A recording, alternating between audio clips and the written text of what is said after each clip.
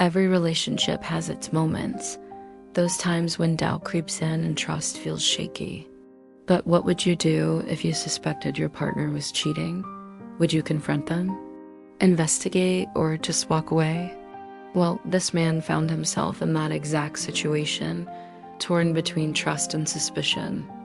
So he decided to follow his wife, not knowing it would lead to a revelation that would change everything. Let's dive into this tale of love, betrayal, and the choices we make when our relationships hang in the balance. I wasn't supposed to be there. I wasn't supposed to know. But when I saw her stepping out of that taxi, dressed like she had secrets to keep, I knew I had to follow.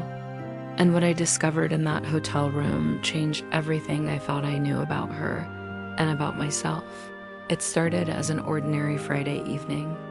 The kind where routine feels heavier than usual.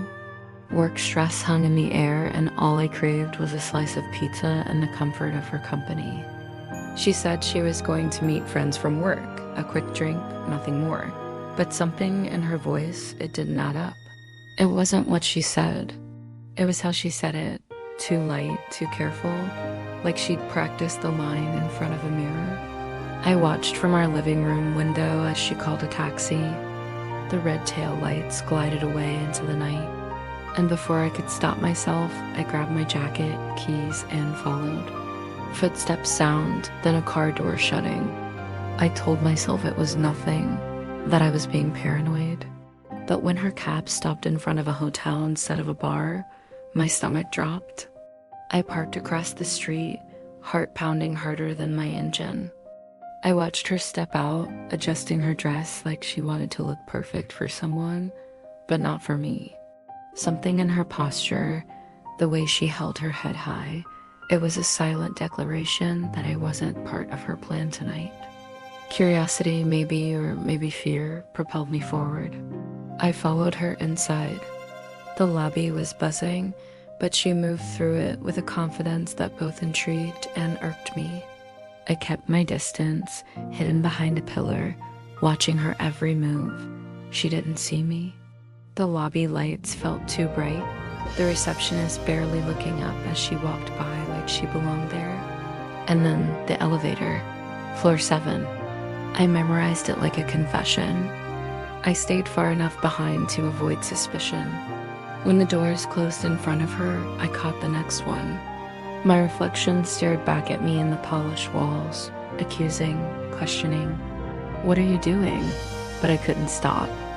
The elevator ride was torture, each second echoing the frantic beat of my heart. The hallway on the 7th floor was too quiet, the kind of quiet that amplifies every heartbeat. I saw her knock on a door, not use a key card. A man opened it. I couldn't see his face, only a hand reaching out, welcoming her inside. Every instinct told me to storm in, to rip the door off its hinges. But something made me stop. Curiosity? Fear? Maybe both. I pressed my ear against the wall next to the door. I couldn't hear words, just laughter, soft, careful, intimate. Minutes felt like hours. When the door finally cracked open again, I wasn't ready for what I saw. She wasn't scared. She wasn't nervous. She looked alive, like a version of her I hadn't seen in years. And in that moment, I realized the depth of what I'd lost. That hurt more than anything, not betrayal, but the realization that she'd saved that light, that spark, for someone else. I followed her out of the hotel when she finally left. She didn't see me. Her hair slightly messy, her lipstick faded, but her smile, it was soft, secretive. When she got home, I confronted her. Not with anger, with silence. I just asked, who were you meeting? And that's when everything changed. She looked me dead in the eye and said, my lawyer? I froze. Lawyer? She handed me a folded envelope. Inside, divorce papers. She wasn't sneaking around on me. She was preparing to leave me, and the man at the hotel, he wasn't a lover. He was there to help her escape a marriage she no longer believed in. But here's the part I'll never forget.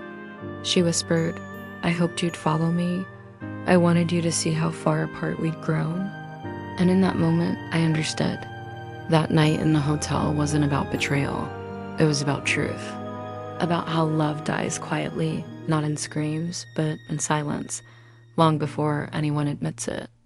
As I watched her walk away, envelope still in my hand, I realized I hadn't followed her to catch her cheating.